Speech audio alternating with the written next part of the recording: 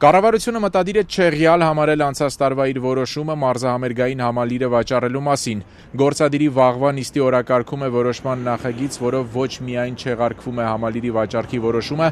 այլև լուծարվում է ՆՏԱ Investment Group ընկերության հետ կնքված առքու վաճառքի պայմանագիրը,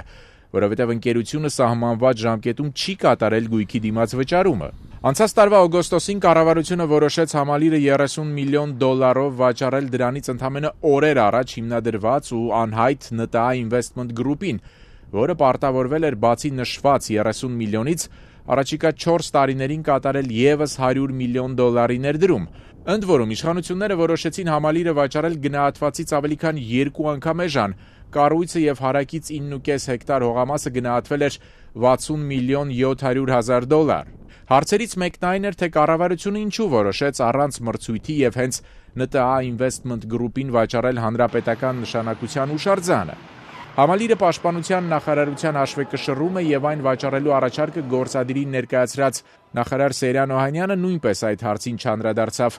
Փոխարեն Օհանյանը պատմեց, թե նորահայտ ընկերությունը ինչի է պատրաստվում վերածել համալիրը։ Ստեղծել հյուրանոցներ,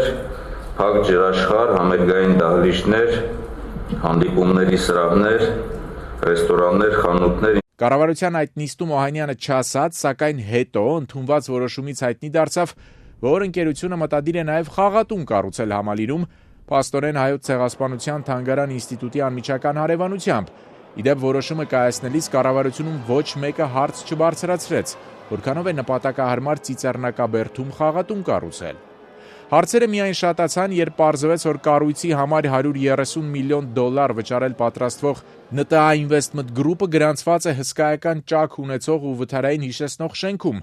նույն հասցեում, ուր գտնվում է ընկերության միակ հիմնադիրի Արմեն Զավենի Գևորգյանի բնակարանը։ Տնտեսագետ Արտակ Մանուկյանի խոսքով օրենսդրության համաձայն, եթե որևէ ընկերություն մասնակցում է պետական գնումների, կնքում է պայմանագիր եւ հետո չի կատարում պարտավորությունները, պետք է տույժ վճարի։ Մինչդեռ կառավարության վաղվա նիստի համար նախատեսված որոշման նախագծում որևէ խոսք չկա նման տույժ տուգանքի մասին։ Ադեկվատ կառավարությունները նման կարգի ռիսկերից խուսափելու համար երաշխիքային բանկային երաշխիքներ են պահանջում եւ այլն։ Ինչը անկեղծ ասած տվյալ այն փաստաթղթերից, որը հրանցվում է հասարակությանը, պարզ չի, արդյոք եղել են նման կարգի պահանջներ, ներդրումային պահանջներ, որտեղ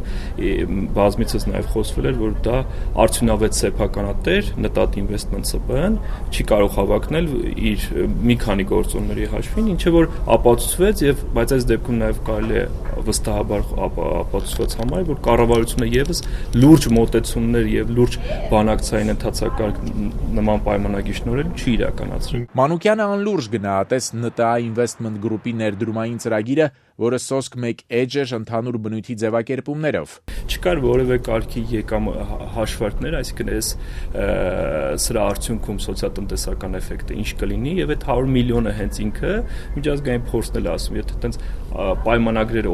հատկապես կլորացված թվերով կան, դա մեծ հաշվով նշանակում է, որ դա աշկաչափ է, ոչ թե դրա տակ ինչ-որ լուրջ ներդրումային նախագիծ կա եւ այլն։